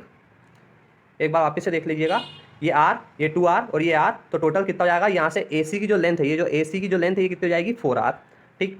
तो चलिए स्टार्ट करते हैं। तो यहाँ पे आपको एक ट्रेंगल दिख रहा है ABC नाम का, है ना, ये ट्रेंगल आपको दिख रहा होगा AB और ये C नाम का एक ट्रेंगल है। यहाँ से यहाँ तक की लेंथ A, ये भी A। अब मेरे को अगर ये C की वैल्यू निकालनी है ना, AC की अगर वैल्यू निकालनी है यहाँ से यहाँ तक, ये तो A है, ये A है, इसको निकालना तो अपन क्या कर लेते हैं, इसमें पाइथागोरस थ्योरम लगा लेते हैं, ठीक। तो ABC ट्रेंगल में मैंने पाइथागोरस थ्योरम लगाई, ठीक। तो यहाँ पे देखिए इन ट्रेंगल ABC, तो AC square is equal to AB square plus BC square लिख सकते हैं। अब AB कितना है, A, तो A स्क्वायर हो गया, BC कितना है, A, तो ये भी A स्क्वायर हो गया। तो यहाँ पे आपका जो AC है वो कितना हो गया, AC square is equal to 2A square हो जाएगा। और अगर AC की वैल्यू निकाले तो स्क्वायर उधर गया तो क्या हो गया, रूट हो गया। तो AC is equal to √2A, है ना, यहाँ पे AC की वैल्यू कितनी आ जाएगी, √2A। इसको हमने नाम दिया इक्वेशन नंबर 1। और अभी हमने देखा था जो AC है ना, जो AC है वो किसके बराबर था, ये जो AC है यहाँ से यहाँ तक, ये R था, ये 2R था और ये भी R था, इन सबको प्लस किया तो AC 4R के बराबर भी होता है ना। तो AC यहाँ पे √2A की भी बराबर है और AC यहाँ पे 4R के बराबर भी है। तो इन दोनों इक्वेशन को अगर अपन कंपेयर कर लें तो 4R is equal to √2A दिख रहा है। अब अगर यहाँ से A की वैल्यू निकालोगे तो ये √2 जो इंटू है उसको डिवाइड में कर देना, है ना। ये देखो अगर ये 2A इज इक्वल टू कितना है आपका 4R, सॉरी ये √2A is equal to 4R, तो यहाँ से जो A की वैल्यू आ जाएगी वो कितनी हो जाएगी, 4R अपॉन में √2। तो ये आपकी क्या आ गई, A की वैल्यू आ गई, ठीक। तो ए की वैल्यू कितनी आती है 4r/√2। अब हमको क्या निकालना है, परसेंटेज पैकिंग एफिशिएंसी निकालनी है। तो देखो पैकिंग एफिशिएंसी का फॉर्मूला होता है E effective into volume of sphere divided by volume of unit cell into 100। ठीक, ये पैकिंग एफिशिएंसी का फॉर्मूला होता है। अब ई इफेक्टिव, अगर आपके पास फेस सेंटर यूनिट सेल है तो उसमें टोटल नंबर ऑफ एटम कितने थे, 4 एटम होते हैं उसमें, तो इसका ई इफेक्टिव कितना हो गया 4। वॉल्यूम ऑफ स्फीयर, स्फीयर के वॉल्यूम का फॉर्मूला क्या होता है 4/3 πr3। और नीचे क्या है volume of unit cell, unit cell कैसा आपका क्यूब शेप में, तो वॉल्यूम ऑफ यूनिट सेल का फॉर्मूला a³ हो जाएगा। अब देखो a की वैल्यू कितनी है आपकी 4r/√2 है ना, तो a³ की वैल्यू कितनी हो जाएगी 4r/√2 का क्यूब। ठीक, अब यहाँ पे 4 का क्यूब कैसे लिख सकते हैं, 4 × 4 × 4, √2 का क्यूब √2 × √2 × √2 है ना, r का क्यूब r³। अब मैंने इसमें क्या कर दिया, रेशनलाइजेशन कर दिया, √2 का इंटू और √2 का डिवाइड। अभी देखो ये √2 ये √2 2 बन गया, ये √2 और ये √2 ये भी 2 बन गए, तो टोटल कितने हो गए 4। एक 4 से एक 4 कैंसल, बचा क्या, बच क्या रहा है इसमें 4 × 4 और एक √2 बच रहा है, 4 4 16 √2 r³। तो ये आपका क्या आ गया वॉल्यूम ऑफ यूनिट सेल है ना, ये आपके यूनिट सेल का वॉल्यूम आ गया। अब इसको रखते हैं अपन फॉर्मूले में, तो फॉर्मूला क्या था परसेंटेज पैकिंग एफिशिएंसी का, ई इफेक्टिव 4 रख देना। सेकंड वॉल्यूम ऑफ स्फीयर का formula 4/3 πr3। Third volume of unit cell, तो अभी अपन ने निकाल लिया कितना आया 16 √2 r³। ठीक है, अब इसको आप सॉल्व कर लेना, जैसे कि r³ से, हाँ एक ध्यान दीजिएगा यहाँ पे इंटू में 100 भी चल रहा है। ठीक, अब इसको सॉल्व कर लीजिएगा, तो जैसे 4 4 जा 16, 16 से 16 ये कैंसिल कर देना। ठीक, और ये इस टाइप से कुछ बचेगा, इसको पूरी कैलकुलेशन आप कर लेना। तो इसकी जो परसेंटेज पैकिंग एफिशिएंसी निकलेगी वो कितनी आएगी आपकी 74% आएगी। मैं इसको सॉल्व नहीं कर रहा हूँ क्योंकि इसको बोर्ड पे सॉल्व करना पड़ता है, यहाँ पे अभी कहाँ सॉल्व कर पाऊंगा, तो इसको सॉल्व आप खुद से कर लीजिएगा, यहाँ पे ये कैलकुलेशन का पार्ट है। तो आपका जो आंसर आएगा वो 74% आएगा, यानी करेंगे percentage packing efficiency in body center cubic unit cell है ना। तो बॉडी सेंटर में क्या होता है, बॉडी सेंटर मतलब क्या होता है, आपके जो एटम होते हैं 8 कॉर्नर पे तो प्रेजेंट होते हैं है ना, 8 कॉर्नर में आपके एटम प्रेजेंट होंगे, साथ ही साथ में आपका एटम कहाँ पे प्रेजेंट होगा, एक एटम बिल्कुल सेंटर में प्रेजेंट होगा, तो उसको अपन बॉडी सेंटर कहते हैं। इसकी पैकिंग एफिशिएंसी अपने को निकालना है, तो इसकी पैकिंग एफिशिएंसी निकालने के लिए आपको इसमें 2 ट्रायंगल की रिक्वायरमेंट होती है। ठीक, तो 2 ट्रायंगल, एक तो अपना टॉप व्यू होता है ना, एक तो ये टॉप व्यू ले लो ABC नाम का, और एक ऐसा ट्रायंगल लेना है जो आपके सेंटर से होते हुए जाए है ना, ये इसको नाम दे दिया मैंने ADC। तो 2 ट्रायंगल की इसमें रिक्वायरमेंट पड़ेगी, एक का नाम है ABC और एक का नाम है ADC। तो सबसे पहले हम बात करते हैं ट्रायंगल ABC के बारे में। अब ABC में AC क्या है आपका हाइपोटेनस, तो इसमें पाइथागोरस थ्योरम लगा लो, AC² = AB² + BC²। ठीक, AB कितना है, AB आपका कितना है A, और BC भी कितना है A। ठीक, तो AC² = A² + A² हो गया। ठीक, तो AC² = कितना आ जाएगा आपका √2A²। अब सेकंड हम बात करते हैं ट्रायंगल ADC। तो जब ADC ट्रायंगल की बात करोगे तो इसमें AD क्या है आपका हाइपोटेनस है, AC और CD आपके क्या है राइट एंगल है। ठीक, तो इसमें अपन ने पाइथागोरस थ्योरम लगाई, AD² = AC² + CD²। अभी हमने देखा था AC² की वैल्यू कितनी है 2A², तो यहाँ पे AC की वैल्यू रख दी मैंने 2A²। CD की जो वैल्यू होती है वो आपकी क्या आएगी A² आएगी है ना, डायग्राम में देख लेना, यहाँ पे एक बार डायग्राम फिर से देख लीजिएगा। ये देखिए ये जो AD है ना, ये AD क्या है आपका हाइपोटेनस है, और ये जो CD है ये भी क्या है एज लेंथ है, तो इसकी वैल्यू भी A होगी, और जो AC है इसकी अभी वैल्यू हमने कितनी निकाली 2A² निकाली है। ठीक, तो आगे बात करते हैं, तो AD² = क्या आ गया आपका 2A² + A², तो AD² आ गया आपका 3A²। ठीक, अब जो AD है ना, ये जो AD है आपका यहाँ से यहाँ तक अगर देखोगे तो 1 2 3 है ना, ये 3 स्फीयर से बन रहा है। अब ये जो 3 स्फीयर, इसको थोड़ा सा जूम कर लेते हैं, ये है ना, अब ये यहाँ से यहाँ तक तो अपन ने लेंथ क्या नाम दिया इसको R, ये यहाँ से यहाँ तक कितना हो जाएगा 2R, और जो यहाँ से यहाँ तक ये भी कितना हो गया R। तो जो AD की वैल्यू एक और आएगी वो कितनी आएगी 4R आ जाएगी। तो यहाँ पे AD की जो सेकंड वैल्यू होती है, ये देखिए यहाँ पे डायग्राम बनाया मैंने, जो AD की जो सेकंड वैल्यू है वो कितनी आ जाएगी आपकी 4R। तो 2 इक्वेशन बन गई, यहाँ पे AD की पहली वैल्यू तो आई आपकी √3, अब √3 है, और सेकंड वैल्यू आई AD की 4R। इन दोनों इक्वेशन को क्या कर लीजिए कंपेयर कर लीजिए, तो 4R = √3 है, तो यहाँ से जो A की वैल्यू निकलेगी वो कितनी आ जाएगी 4R/√3। अब हमको क्या निकालना है परसेंटेज पैकिंग एफिशिएंसी। अब परसेंटेज पैकिंग एफिशिएंसी का फॉर्मूला क्या होता है, E effective into volume of sphere upon total volume of unit cell into 100। अब हम पढ़ रहे हैं बॉडी सेंटर, तो बॉडी सेंटर में ई इफेक्टिव कितना होता है, बॉडी सेंटर का ई इफेक्टिव होता है आपका 2। वॉल्यूम ऑफ स्फीयर का फॉर्मूला पता है 4/3 πr3, और total volume of unit cell कितना होता है आपका A³। ठीक, अब A की वैल्यू हमने निकाल ली है कितनी है 4R/√3, तो A³ कितना हो जाएगा 4R/√3 का क्यूब। अब उसको इस फॉर्मूले में अपन ने रख दिया है ना, ये पूरा कैलकुलेशन है, इसको फॉर्मूले में रखना, जो वैल्यू आपकी कैंसिल हो रही है इसको कैंसिल करना। ठीक, पाई की वैल्यू 3.14 रख देना। ठीक। तो ऐसे सॉल्व करते जाओगे तो आपका जो परसेंटेज पैकिंग एफिशिएंसी है वो 68% आपका निकल जाएगा। ये कैलकुलेशन का पार्ट आप थोड़ा अपनी कॉपी में या तो रफ कॉपी में सॉल्व करके देख लीजिएगा। ठीक। तो परसेंटेज पैकिंग एफिशिएंसी आई आपकी 68%, मतलब बॉडी सेंटर में 68% एटम ऑक्यूपाई होते हैं, जबकि 32% है ना, 100 माइनस 68, 32% एरिया क्या होता है आपका वॉइड होता है।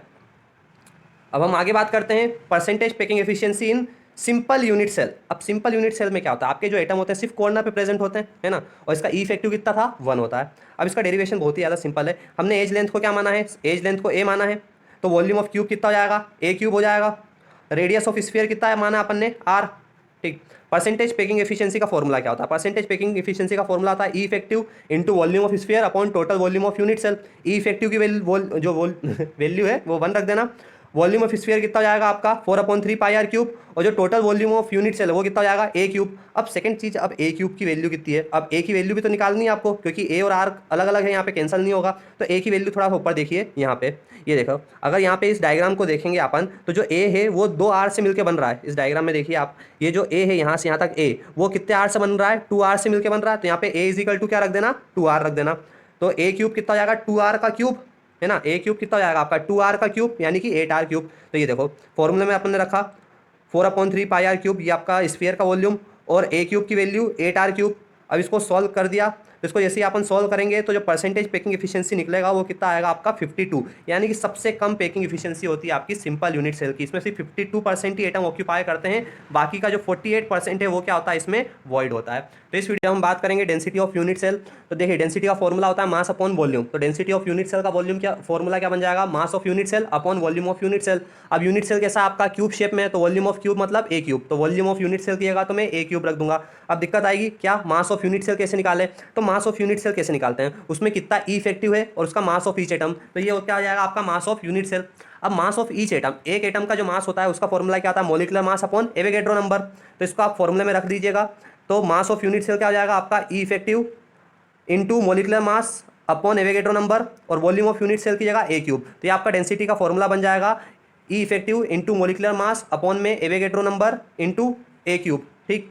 यहाँ पे बुक में आपको फॉर्मूला इस टाइप से भी दिखता है, ई इफेक्टिव की जगह वो जेड लिखेंगे, मॉलिक्यूलर मास की जगह एम लिखा होगा, और एवोगैड्रो की नंबर की जगह एन ए और ए क्यूब। तो ये आपका डेंसिटी का फॉर्मूला यहाँ पे आपको एनसीईआरटी बुक में दिखेगा, Z M upon N A into a cube. ठीक। चलिए इसका एक क्वेश्चन देख लेते हैं। तो ये क्वेश्चन है, मान लीजिए कि आपके पास एक फेस सेंटर अरेंजमेंट है, उसकी एज लेंथ दे के रखी है 400 पिकोमीटर और मास दे के रखा है 40 ग्राम। तो इसकी मेरे को क्या निकालनी है, डेंसिटी निकालनी है। तो जो जो गिवन है एक बार वो देख लीजिए। आपके पास फेस सेंटर क्यूबिक है तो उसका ई इफेक्टिव तो 4 हो जाएगा। एज लेंथ गिवन थी आपके पास 400 पिकोमीटर, तो पिकोमीटर को मीटर में कन्वर्ट करते हैं तो 10 की पावर -12 होता है। तो 400 इंटू 10 की पावर -12 मीटर, तो आपकी एज लेंथ आ गई। तो ए की वैल्यू अपने को पता चल गई। मॉलिक्यूलर मास दे के रखा है 40, तो अपने को क्या निकालना है, डेंसिटी। तो उसको डेंसिटी के फॉर्मूले में रख दीजिए, ई इफेक्टिव की जगह 4 रख देना, मॉलिक्यूलर मास की जगह 40, एन एवोगैड्रो नंबर 6.022 इंटू 10 की पावर 23, और ए क्यूब की वैल्यू कितनी हो जाएगी 4 इंटू 10 की पावर -10 क्यूब, ये आपकी ए क्यूब की वैल्यू हो जाएगी। इसको आप जैसे ही सॉल्व करेंगे तो आपका आंसर आ जाएगा डेंसिटी का। तो इसको एक बार सॉल्व करके देख लीजिए। डिफेक्ट इन सॉलिड के बारे में, तो डिफेक्ट का मतलब होता है क्या सॉलिड में, मान लीजिए आपके घरों में टाइल्स लगी है, 2 कलर की टाइल्स है। ठीक। अब बहुत सारी टाइल्स लगी है, तो हो सकता है कि उसमें एक टाइल्स वहाँ पे नहीं लगी, या तो एक टाइल्स टूट गई, तो जो एक टाइल्स वहाँ पे हट गई तो वहाँ पे क्या आ गया, एक डिफेक्ट आ गया। तो इसको ऐसी सॉलिड में भी होता है, जो आपका क्रिस्टल सॉलिड होता है उसमें या तो एटम या तो आयन अपनी जगह से गायब हो जाए, तो वहाँ पे क्या क्रिएट हो जाता है, डिफेक्ट। तो डिफेक्ट जो आपके होते हैं वो 2 टाइप के होते हैं। पहला होता है एटॉमिक डिफेक्ट और इलेक्ट्रॉनिक डिफेक्ट। इलेक्ट्रॉनिक डिफेक्ट के 2 टाइप होते हैं, पी टाइप और एन टाइप। इसको हम नेक्स्ट वीडियो में पढ़ेंगे। अभी हम बात करेंगे एटॉमिक डिफेक्ट के बारे में। तो एटॉमिक डिफेक्ट के 2 टाइप होते हैं, पॉइंट डिफेक्ट और लाइन डिफेक्ट। लाइन डिफेक्ट मतलब क्या होता है, एक पूरी की पूरी लाइन अपनी जगह से क्या हो गई, उठ के गायब हो गई, तो उसको हम क्या बोलेंगे, लाइन डिफेक्ट। पॉइंट डिफेक्ट मतलब क्या होता है, या तो एक एटम गायब हुआ या तो वहाँ से एक आयन गायब हो गए, तो उसको अपन क्या बोलेंगे, पॉइंट डिफेक्ट कहते हैं। पॉइंट डिफेक्ट के 3 टाइप होते हैं, स्टाइकियोमेट्रिक, इम्प्योरिटी और नॉन स्टाइकियोमेट्रिक। स्टाइकियोमेट्रिक के 4 टाइप होते हैं, वैकेंसी, इंटरस्टिशियल, फ्रेंकल और शॉर्टकी। इम्प्योरिटी डिफेक्ट का कोई टाइप नहीं है। नॉन स्टाइकियोमेट्रिक के 2 टाइप होते हैं, एक होता है मेटल डिफिशियंसी और एक होता है मेटल एक्सेस। मेटल एक्सेस के 2 सब पार्ट होते हैं, एनायनिक डिफिशियंसी और एक्स्ट्रा कैटायन। तो आइए हम सबसे पहले पढ़ते हैं स्टाइकियोमेट्रिक डिफेक्ट के बारे में। तो स्टाइक्योमेट्रिक डिफेक्ट मतलब क्या होता है कि जब ये डिफेक्ट आता है तो आपकी स्टाइक्योमेट्रिक में कोई इफेक्ट नहीं आएगा। स्टाइक्योमेट्री मतलब क्या होता है, सिंपल रेशो। अगर जैसे NaCl जो होता है जैसे 1:1 में है, AlCl3 1:3, अगर ये डिफेक्ट आया तो ये रेशो में कोई इफेक्ट नहीं होगा। इसको हम क्या बोलते हैं, स्टाइक्योमेट्रिक डिफेक्ट कहते हैं। इसके जो पहला टाइप है वो है आपका वैकेंसी डिफेक्ट। वैकेंसी मतलब क्या होता है, खाली जगह। मान लीजिए आपके एटम रखे हैं, ये बहुत सारे एटम है, ए टाइप के एटम है। अब हुआ क्या, कोई सा एटम अपनी जगह से गायब हो गया, ये एटम अपनी जगह से गायब हो गया, तो यहाँ पे क्या आ गई, वैकेंसी। तो इस टाइप के डिफेक्ट को हम कहते हैं वैकेंसी डिफेक्ट। ये डिफेक्ट किस में देखने को मिलते हैं, एटॉमिक सॉलिड में ये डिफेक्ट देखने को मिलते हैं। अब देखिए यहाँ पे एटम अपनी जगह से चला गया तो इसकी डेंसिटी क्या हो गई, डिक्रीज। तो इस डिफेक्ट में डेंसिटी डिक्रीज हो जाती है, कंडक्टिविटी इंक्रीज हो जाती है। देखिए कोई सा भी डिफेक्ट होगा तो कहीं कुछ ना कुछ, या तो इलेक्ट्रॉन निकल जाएंगे वहाँ से, या तो एक्स्ट्रा इलेक्ट्रॉन आ जाएंगे। तो कोई सा भी डिफेक्ट होता है कंडक्टिविटी तो हमेशा इंक्रीज होगी। तो आगे हम बात करते हैं इंटरस्टिशियल डिफेक्ट की। इंटरस्टिशियल डिफेक्ट भी एटॉमिक सॉलिड ही दिखाते हैं। अब इंटरस्टिशियल में क्या होता है, इंटरस्टिशियल मतलब होता है खाली जगह, अंदर की जगह है ना। तो जो इंटरस्टिशियल साइट होती है उसमें जो आपका एटम है वो आके बैठ जाते हैं। ये देखें, ये आपका एक पूरा एक सिस्टम था, क्रिस्टल सिस्टम था। अब उसमें क्या हुआ है, जो आपके एटम है वो कहाँ पे आके बैठ गए, इंटरस्टिशियल साइड, ये खाली जगह है, इसमें आपके एटम आके बैठ गए। तो इसको हम क्या बोलते हैं, इंटरस्टिशियल डिफेक्ट कहते हैं। अब देखो इसमें बाहर से एटम आ रहा है तो अब इसमें डेंसिटी क्या होगी, डेंसिटी इसमें हो जाती है आपकी इंक्रीज। तो ध्यान दीजिएगा, इसमें डेंसिटी आपकी इंक्रीज। अब देखो इलेक्ट्रॉन आ रहे हैं या तो एटम आ रहे हैं तो कंडक्टिविटी तो इसमें भी क्या होगी, बढ़ेगी। थर्ड हम बात करते हैं शॉर्टकी डिफेक्ट की। शॉर्टकी डिफेक्ट जो होता है वो एटॉमिक सॉलिड में देखने को नहीं मिलता, ये हमको देखने को मिलता है आयोनिक सॉलिड में। आयोनिक सॉलिड जैसे कि ये आपका NaCl आयोनिक सॉलिड हुआ। अब शॉर्टकी डिफेक्ट में क्या होता है, या तो इसमें एक केटायन और एक एनायन अपनी जगह छोड़ के चले जाते हैं। चलिए इसको मैं बताता हूँ होता क्या है। इसमें क्या होता है, एक जब भी ये डिफेक्ट, सबसे पहले तो डिफेक्ट उन सॉलिड में देखने को मिलता है जिसका आयन जो साइज होता है आयंस का वो लगभग बराबर होता है, उसमें ये डिफेक्ट देखने को मिलता है। अब इस डिफेक्ट में क्या होगा, डेंसिटी तो अपनी क्या होगी, इसमें कम हो जाएगी। देखिए डेंसिटी तो इसमें क्या होनी है, कम होनी है, ठीक है। कंडक्टिविटी तो बढ़नी है। इसके एग्जांपल देख लीजिए, इसके जो एग्जांपल होते हैं शॉर्टकी डिफेक्ट के, NaCl, KCl, CaCl, CsBr, तो इसके एग्जांपल है शॉर्टकी डिफेक्ट के। नेक्स्ट हम बात करते हैं फ्रेंकल डिफेक्ट। फ्रेंकल डिफेक्ट ये भी किस में देखने को मिलता है, आयनिक सॉलिड में देखने को मिलता है। लेकिन इस डिफेक्ट में खासियत ये है कि जो केटायन और एनायन है ना, तो जो केटायन का साइज बहुत छोटा होता है और एनायन का साइज बहुत बड़ा हो जाता है। जबकि शॉर्टकी डिफेक्ट में दोनों के साइज लगभग बराबर थे, लेकिन फ्रेंकल डिफेक्ट में आपका जो केटायन जो पॉजिटिव चार्ज होता है उसका साइज बहुत छोटा हो गया और एनायन का साइज बड़ा हो गया, तब जाके जो डिफेक्ट होता है वो फ्रेंकल डिफेक्ट देखने को मिलता है। अब इसमें होता क्या है फ्रेंकल डिफेक्ट में, यहाँ पे डायग्राम देख सकते हैं, AgBr का बना हुआ है। तो यहाँ पे देखिए एक Ag ने अपनी जगह छोड़ी और कहाँ चला गया, वो इंटरस्टिशियल साइट में जाके बैठ गया। तो हुआ क्या, इसमें इलेक्ट्रॉन जो होता है, जो केटायन होता है, वो अपनी साइट को छोड़ देता है और क्या ऑक्यूपाई कर लेता है, इंटरस्टिशियल साइट को ऑक्यूपाई कर लेता है। तो इस टाइप के डिफेक्ट को हम क्या कहेंगे, फ्रेंकल डिफेक्ट कहेंगे। अब इसमें डेंसिटी क्या होगी, सेम होगी, कोई गायब थोड़ी ना हुआ, उसने एक जगह से छोड़ा और दूसरी जगह पे जाके बैठ गया, तो उसमें जो आपकी डेंसिटी होती है वो सेम होती है, कंडक्टिविटी इसमें भी इंक्रीज होती है। आगे हम बात करेंगे इम्प्योरिटी डिफेक्ट का। तो देखिए इम्प्योरिटी डिफेक्ट मतलब होता क्या है, आपके पास NaCl का एक क्रिस्टल है। अब इस NaCl के क्रिस्टल में NaCl ऐसा चलता जाएगा, लेकिन हो सकता है कि एक Na की जगह एक कैल्शियम आ गया, तो इम्प्योरिटी आ गई ना, आपके सॉलिड में क्या आ गई, इम्प्योरिटी। इस टाइप के डिफेक्ट को हम क्या कहते हैं, इम्प्योरिटी डिफेक्ट कहते हैं। यानी कि in this defect impurity is added, मतलब दूसरा आयन आके बैठ जाएगा एक्चुअल आयन की जगह पे, तो इम्प्योरिटी डिफेक्ट कहलाता है। इसमें स्टाइक्योमेट्रिक क्या हो जाएगी, चेंज हो जाएगी। स्टाइक्योमेट्रिक मतलब रेशो जो है वो चेंज हो जाएगा। अभी 1:1:1 ऐसा था, है ना, मान लीजिए 8 NaCl थे, 8 Na थे और 8 Cl थे, तो रेशो 8:8। लेकिन अब क्या हुआ, एक Na अपनी जगह से चला गया, एक Na अपनी जगह से चला गया, तो रेशो क्या हो गया, 7:8। तो इसमें जो रेशो होता है स्टाइक्योमेट्रिक मतलब सिंपल रेशो जो होता है वो चेंज हो जाता है। इलेक्ट्रिकल न्यूट्रलिटी, देखो न्यूट्रलिटी तो मेंटेन होगी लेकिन कंडक्टिविटी इंक्रीज हो जाएगी। मॉलिक्यूल अभी भी क्या है आपका, न्यूट्रल है, लेकिन कंडक्टिविटी इसमें क्या हो जाएगी, आपकी इंक्रीज हो जाएगी। आगे हम बात करते हैं नॉन स्टाइक्योमेट्रिक डिफेक्ट की। तो नॉन स्टाइक्योमेट्रिक का मतलब क्या होता है, इसमें जो रेशो होता है ना, जो सिंपल रेशो होता है वो आपका डिस्टर्ब हो जाएगा। अभी तक जो भी आपका जैसे कि स्टाइक्योमेट्रिक में रेशो का जो सिंपल रेशो उसमें कोई इफेक्ट नहीं आया था, लेकिन इसमें रेशो चेंज हो जाएगा। इसके जो टाइप होता है, पहला टाइप होता है metal deficiency defect. Metal deficiency मतलब जो आपके केटायन होते हैं उसमें कम हो जाएंगे, तो इसको अपन बोलेंगे मेटल डेफिशिएंसी डिफेक्ट। तो देखिए ये जो डिफेक्ट होता है मेटल डिफिशिएंसी, ये एक्चुअली ज़्यादातर ट्रांजिशन एलिमेंट यानी कि डी ब्लॉक के एलिमेंट दिखाते हैं और जिनका coordination number multiple coordination number होता है। जैसे Fe2+ भी दिखा रहा है, 3+ भी दिखा रहा है, कॉपर के ऊपर +1 +2। तो इस टाइप के डिफेक्ट जो होते हैं वो मेटल डिफिशिएंसी डिफेक्ट होते हैं, ठीक है। तो जो लोअर इसमें होता क्या है मेटल डिफिशिएंसी में, जो लोअर ऑक्सीडेशन नंबर है, जैसे कि Cl का कोई मॉलिक्यूल है ना, FeCl मॉलिक्यूल है। अब उसमें क्या हुआ, जो Fe का जो लोअर ऑक्सीडेशन नंबर है वो अपनी जगह से चला गया, तो मेटल क्या हो गया, कम हो गया। इसको हम क्या बोलेंगे, मेटल डेफिशिएंसी कहते हैं। इसमें भी न्यूट्रलिटी तो मेंटेन रहती है, लेकिन कंडक्टिविटी क्या हो जाती है, इसमें इंक्रीज हो जाती है। नेक्स्ट हम बात करते हैं मेटल एक्सेस। अब इसमें क्या हो गया, मेटल ज्यादा हो गए। अब मेटल ज्यादा दो तरीके से हो सकते हैं, या तो नेगेटिव आयन कम हो गए, है ना, नॉन मेटल कम हो गए तो मेटल अपने आप ज्यादा हो गए, या तो एक्स्ट्रा मेटल आ गए तो भी मेटल ज्यादा हो गए। तो मेटल एक्सेस के दो टाइप होता है। पहला जो है आपका ड्यू टू एनायनिक डिफिशियंसी, मतलब एनायन अपनी जगह से चला गया। यहाँ पे देखिए ये NaCl का एक क्रिस्टल है, इसमें क्या हुआ, Cl अपनी जगह से चला गया, तो उसमें क्या हो गया, मेटल ज्यादा हो गए, नॉन मेटल कम हो गए, तो इसको हम क्या कहते हैं, मेटल एक्सेस, है ना, जो एनायनिक डेफिशिएंसी कहते हैं। अब इसमें क्या होता है, ये आपका जो नॉन मेटल है वो तो चला गया अपना, लेकिन वहां पे क्या आ गया, एक इलेक्ट्रॉन ने उस जगह को ऑक्यूपाई कर लिया। अब इस जो इलेक्ट्रॉन इस जगह को ऑक्यूपाई करता है, तो इस खाली जगह को हम बोलते हैं एफ सेंटर, है ना, इसको बोलते हैं फेब्रे सेंटर, एफ सेंटर बोलते हैं। और जो एफ सेंटर होता है वो किसके लिए रिस्पॉन्सिबल होता है, कलर के लिए रिस्पॉन्सिबल होता है।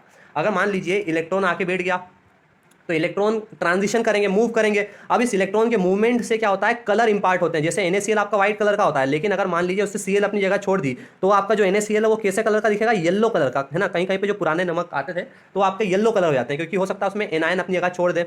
जो KCl है वो भी वैसे तो व्हाइट कलर का ही होता है, लेकिन वो वायलेट कलर का हो जाएगा। LiCl ये पिंक कलर का हो जाएगा। तो मेटल जो नॉन मेटल है ना, उसके गायब होने से आपका कलर इंपार्ट होता है, उसको एफ सेंटर कहते हैं। इसमें जो डेंसिटी है वो क्या हो जाएगी, आपकी डिक्रीज हो जाएगी, क्योंकि उसने अपनी जगह छोड़ दी है। कंडक्टिविटी तो बढ़ेगी क्योंकि इलेक्ट्रॉन ने आके जगह ले ली है, और न्यूट्रलिटी मेंटेन रहती है। लास्ट हम पढ़ेंगे ड्यू टू एक्स्ट्रा केटायन, कि केटायन ज़्यादा आ गए। ये देखिए, ये पॉजिटिव नेगेटिव पॉजिटिव नेगेटिव, अब एक केटायन क्या आ गया, एक्स्ट्रा आ गया, तो इसको हम बोलते हैं metal excess defect due to extra cation. इसमें जो केटायन होता है वो इंटरस्टिशियल साइट को ऑक्यूपाई कर लेता है, कंडक्टिविटी इसमें भी बढ़ेगी और न्यूट्रलिटी मेंटेन रहती है।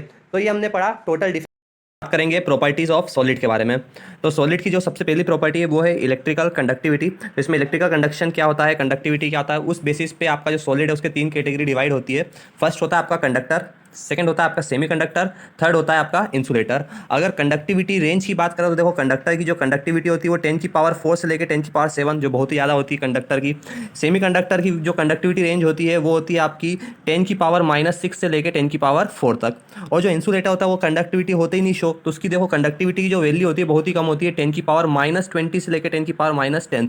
ठीक, तो आगे हम बढ़ते हैं इसके आगे। अब अगर कंडक्टर की बात करें तो आपके कंडक्टर दो टाइप के होते हैं। फर्स्ट होता है आपका मेटेलिक कंडक्टर, और जो सेकंड होता है वो आपका होता है इलेक्ट्रोलाइटिक कंडक्टर। अब मेटेलिक कंडक्टर क्या होता है, इसमें जो करंट या इलेक्ट्रिसिटी जो फ्लो होती है वो किसके कारण होती है, फ्री इलेक्ट्रॉन के कारण होती है। किसमें, मेटेलिक कंडक्टर में। मेटेलिक कंडक्टर के एग्जांपल, कोई सा भी मेटल एग्जांपल ले लीजिए, जैसे सिल्वर हुआ, कॉपर, आयरन, गोल्ड, ये सब मेटेलिक कंडक्टर होते हैं। सेकंड पॉइंट अगर बात करें मेटेलिक कंडक्टर की, वो ये है कि अगर आप टेम्परेचर बढ़ाएंगे तो जो कंडक्टिविटी है मेटल की वो क्या हो जाती है, कम हो जाती है। थोड़ा ध्यान दीजिएगा। नेक्स्ट हम बात करते हैं इलेक्ट्रोलाइटिक कंडक्टर। इलेक्ट्रोलाइटिक कंडक्टर क्या होता है, देखिए इसमें जो फ्लो ऑफ इलेक्ट्रॉन होते हैं ना, फ्लो ऑफ करंट जो होता है वो किसके कारण होता है, फ्री आयंस की वजह के कारण होता है। जैसे कि केटायन और एनायन के कारण जो करंट फ्लो होता है इसमें। ठीक, इसके एग्जांपल देखें तो कोई सा भी सोल्ट हुआ, जैसे NaCl, KCl, इसके एग्जांपल हुए हैं। अब ये जो है सॉलिड फॉर्म में कंडक्टिविटी शो नहीं करते हैं। ये कब कंडक्टिविटी शो करेंगे, जब आप इसको एक्वस फॉर्म में कर दें या तो मोल्टन फॉर्म में करें, तब जाके कंडक्टिविटी शो करेंगे। और इसका जो सेकंड जो इंपॉर्टेंट पॉइंट है वो ये है कि जब अपन टेम्परेचर बढ़ाएंगे तो इसकी कंडक्टिविटी भी बढ़ेगी, क्योंकि टेम्परेचर बढ़ाने से जो आपका आयंस है वो फ्रीली मूव करते हैं। आगे हम बात करेंगे मैकेनिज्म ऑफ कंडक्शन की। अब आपका जो भी कंडक्टर है या इंसुलेटर है या सेमीकंडक्टर है, तो उसका क्या कंडक्टिविटी होती है उसकी अपन मैकेनिज्म पढ़ते हैं। तो इस मैकेनिज्म को बोलते हैं बैंड थ्योरी। तो इसको हम आइए पढ़ते हैं। सबसे पहले हम बात करते हैं कंडक्टर की। अगर कोई सा भी कंडक्टर है तो उसमें दो एनर्जी बैंड होती है, एक होती है वैलेंस बैंड और एक होती है कंडक्शन बैंड। अगर आपका कंडक्टर है तो जो इन दोनों बैंड, वैलेंस बैंड और कंडक्शन बैंड के बीच में एनर्जी गैप बिल्कुल जीरो। देखिए आप ये दो बैंड देख सकते हैं यहाँ पे, तो इन दोनों के बीच में एनर्जी गैप है ही नहीं। अब जब कुछ एनर्जी गैप नहीं है तो जो आपके इलेक्ट्रॉन जो वैलेंस बॉन्ड में या वैलेंस बैंड में प्रेजेंट होते हैं वो आसानी से जंप कर जाते हैं किसमें, कंडक्शन बैंड में। तो इसलिए आपका जो करंट है वो आसानी से इसमें फ्लो हो जाता है। अब बात करते हैं हम सेमीकंडक्टर की। तो सेमीकंडक्टर में क्या होता है कि जो आपके दो बैंड है, वैलेंस बैंड और जो सेकंड होता है आपका कंडक्शन बैंड, इन दोनों में कुछ एनर्जी गैप है। देखिए यहाँ पे 1 इलेक्ट्रॉन वोल्ट का एनर्जी गैप है। अब इस एनर्जी गैप होने के कारण क्या होता है, जो आपका इलेक्ट्रॉन जो वैलेंस बैंड पे है वो आसानी से जंप नहीं कर पाता है कंडक्शन बैंड में। अब वो आसानी से नहीं कर पाता है तो उसमें क्या करो आप, या तो इम्प्योरिटी मिला दो। ठीक, इंप्योरिटी मिलाने की प्रोसेस को कहते हैं डोपिंग। किसी भी सेमीकंडक्टर में कुछ इंप्योरिटी मिला के कंडक्टिविटी को बढ़ाना, उसको हम कहते हैं डोपिंग। तो अब आगे बात करते हैं इंसुलेटर की। तो इंसुलेटर में क्या होता है, ये डायग्राम में देख सकते हैं, वैलेंस बैंड और कंडक्शन बैंड, इन दोनों का एनर्जी ये बहुत ही ज़्यादा होता है, इतना ज़्यादा होता है कि आप इसमें इंप्यूरिटी भी मिला दो तो भी आपका जो इलेक्ट्रॉन है वो वैलेंस बैंड से कंडक्शन बैंड में नहीं जा पाता है, आपका इलेक्ट्रॉन वहाँ जंप ही नहीं कर पाता है, इसलिए ये क्या होते हैं, करंट फ्लो नहीं करते हैं इसमें। अगला टॉपिक है सेमीकंडक्टर। सेमीकंडक्टर मतलब क्या होता है, देखिए सेमीकंडक्टर की डेफिनेशन की बात करें तो सेमीकंडक्टर वो मटेरियल होते हैं जिसकी कंडक्टिविटी कंडक्टर और इंसुलेटर के बीच में लाया करते हैं, उसको हम क्या बोलते हैं, सेमीकंडक्टर बोलते हैं। अगर इसकी कंडक्टिविटी की वैल्यू की बात करें तो वो है 10⁻⁻⁶ से लेकर 10⁴ ओम इनवर्स मीटर इनवर्स इसकी कंडक्टिविटी है। अब जो सेमीकंडक्टर होता है वो बेसिकली तो इंसुलेटर की तरह बिहेव करता है। अगर नॉर्मल सेमीकंडक्टर आप लाओगे मार्केट से तो वो क्या कैसे एक्ट करेगा, इंसुलेटर की तरह एक्ट करता है, लेकिन उसमें कंडक्टिविटी इंक्रीज करने के लिए अपन उसमें क्या करते हैं, डोपिंग। अभी बताया था डोपिंग मतलब क्या होता है, किसी भी सेमीकंडक्टर में इंप्यूरिटी को ऐड करने को ही डोपिंग कहते हैं। अब जो सेमीकंडक्टर होता है डोपिंग के हिसाब से दो टाइप्स में डिवाइड होते हैं। फर्स्ट होता है पी टाइप सेमीकंडक्टर, सेकंड होता है एन टाइप सेमीकंडक्टर। सबसे पहले इसका दोनों को पढ़ते हैं अपन। एन टाइप सेमीकंडक्टर क्या होता है, देखिए एन टाइप सेमीकंडक्टर में जो अपन इंप्यूरिटी मिलाते हैं वो मिलाते हैं ग्रुप नंबर 15 एलिमेंट से, है ना। इसमें जो एन टाइप में जो इंप्यूरिटी मिलेगी वो कौन से मिलेगी, ग्रुप 15 एलिमेंट। ग्रुप 15 एलिमेंट कौन से होते हैं, फॉस्फोरस हुआ, इसके अंदर आर्सेनिक हुआ, एंटीमनी, जर्मेनियम, ये सब आपके ग्रुप 15 एलिमेंट होते हैं जिसको भी अपन डोपिंग करते हैं। पी टाइप में अपन करते हैं ग्रुप 13 एलिमेंट की डोपिंग। ग्रुप 13 एलिमेंट कौन से थे आपके, बोरोन, एल्यूमिनियम, गैलियम, ये सब आपके ग्रुप 13 के एलिमेंट होते हैं। तो ये ध्यान दीजिएगा, एन टाइप में ग्रुप 15 की डोपिंग होती है, पी टाइप में ग्रुप 13 की डोपिंग होती है। सेमीकंडक्टर कौन से ग्रुप से आते हैं, सेमीकंडक्टर आपके ग्रुप नंबर 14 से आते हैं, कार्बन, सिलिकॉन, जर्मेनियम, ये आपके सेमीकंडक्टर होते हैं। अब ग्रुप 15 की डोपिंग हुई, अब ग्रुप 15 में 5 इलेक्ट्रॉन होते हैं, अब 5 इलेक्ट्रॉन होने के कारण एक इलेक्ट्रॉन बढ़ गया, तो ग्रुप एन टाइप सेमीकंडक्टर में इलेक्ट्रॉन की वजह से आपका करंट फ्लो होता है। अब ग्रुप 13 में 3 इलेक्ट्रॉन होते हैं, तो इसमें एक इलेक्ट्रॉन आपका क्या हो जाता है, कम हो जाता है। अगर बात करें हम एन टाइप सेमीकंडक्टर में तो इसमें जो करंट होते हैं वो इलेक्ट्रॉन के कारण फ्लो होते हैं, और जो पी टाइप सेमीकंडक्टर है उसमें जो करंट है वो पॉजिटिव चार्ज यानी होल्स के कारण इसमें फ्लो होते हैं। अब सेकंड लास्ट प्रॉपर्टी की बात करते हैं, उसका नाम है मैग्नेटिक प्रॉपर्टी। अगर मैग्नेटिक प्रॉपर्टी की बात करें तो अपन सबसे पहले जो आपका सॉलिड है उसको 5 कैटेगरी में डिवाइड होता है, फेरोमैग्नेटिक, एंटी फेरोमैग्नेटिक, फेरीमैग्नेटिक, पैरामैग्नेटिक और डायमैग्नेटिक। इसमें आपके सॉलिड क्लासीफाई होते हैं। सबसे पहले हम बात करते हैं फेरोमैग्नेटिक की। फेरोमैग्नेटिक क्या होता है, देखिए अगर आपका कोई सा भी सॉलिड जो मैग्नेटिक फील्ड की टूवर्ड हाईली अट्रैक्ट हो रहा है, मतलब कोई सा एक सॉलिड है बिल्कुल मैग्नेट रखा उसकी डायरेक्ट चिपक जाता है ना, ऐसा लोहा होता है आपका, कोबाल्ट, ये ऐसा होता है कि जैसे ही मैग्नेट रखा है डायरेक्ट चिपक गए। और इनकी एक खासियत और होती है कि जैसे ही मैग्नेटिक फील्ड रिमूव भी कर दी तो भी इनके अंदर मैग्नेटिक प्रॉपर्टी रह जाती है। इसको डोमेन कहते हैं। डोमेन क्या होता है, सेट ऑफ इलेक्ट्रॉन। अगर ये देखिए इसके सेट ऑफ इलेक्ट्रॉन सभी एक डायरेक्शन में अलाइन है, इसलिए फेरोमैग्नेटिक, मतलब जितने भी डोमेन है देखिए सब एक ही डायरेक्शन में, मैग्नेटिक फील्ड की डायरेक्शन में, इसलिए फेरोमैग्नेटिक कहलाता है। नेक्स्ट है आपका एंटी फेरोमैग्नेटिक। एंटी फेरोमैग्नेटिक में क्या होता है, कुछ ऐसे सब्सटेंस होते हैं इसके डोमेन, एक डोमेन ऊपर होगा तो दूसरा डोमेन नीचे, फिर एक ऊपर फिर एक नीचे। तो अब ऐसा क्या होता है, एक मैग्नेटिक फील्ड के टूवर्ड है तो एक उसके अपोजिट, फिर एक उसके तरफ है तो एक उसके अपोजिट, तो ऐसे में क्या हो जाता है, ये पूरा कैंसिल हो जाता है, तो इसमें कोई अट्रैक्शन नहीं होता, ये मैग्नेटिक फील्ड की टूवर्ड अट्रैक्ट नहीं करते हैं। नेक्स्ट है आपका फेरी मैग्नेटिक। फेरी मैग्नेटिक क्या होता है, अगर ऐसे बात करें तो फेरोमैग्नेटिक का छोटा भाई ऐसा समझ लीजिए फेरी मैग्नेटिक। फेरी मैग्नेटिक में क्या होता है, ज़्यादातर डोमेन एक मैग्नेटिक फील्ड के टूवर्ड होते हैं, ज़्यादातर डोमेन तो एक ही डायरेक्शन होता है, लेकिन कुछ जैसे कि पाँच में से 4 एक तरफ है और एक अपोजिट है, तो फेरोमैग्नेटिक से तो कम है लेकिन ये भी मैग्नेटिक फील्ड की टूवर्ड अट्रैक्ट होता है। नेक्स्ट है आपका पैरामैग्नेटिक। पैरामैग्नेटिक वो सब्सटेंस होते हैं जिसके पास एक या एक से ज़्यादा अनपेयर्ड इलेक्ट्रॉन होते हैं, तो ये भी मैग्नेटिक फील्ड की टूवर्ड अट्रैक्ट करते हैं। डेफिनेशन क्या होती है, जिसके पास अनपेयर्ड इलेक्ट्रॉन है और ये अट्रैक्ट होते हैं मैग्नेटिक फील्ड के टूवर्ड्स। लास्ट हम बात करते हैं डायमैग्नेटिक। डायमैग्नेटिक वो सब्सटेंस होते हैं जो मैग्नेटिक फील्ड से रिपेल करते हैं, जिनके पूरे इलेक्ट्रॉन कंप्लीटली पेयर्ड होते हैं, तो ये मैग्नेटिक फील्ड से क्या होते हैं, रिपेल होते हैं। तो इस वीडियो में इतना ही। Thank you for watching this video.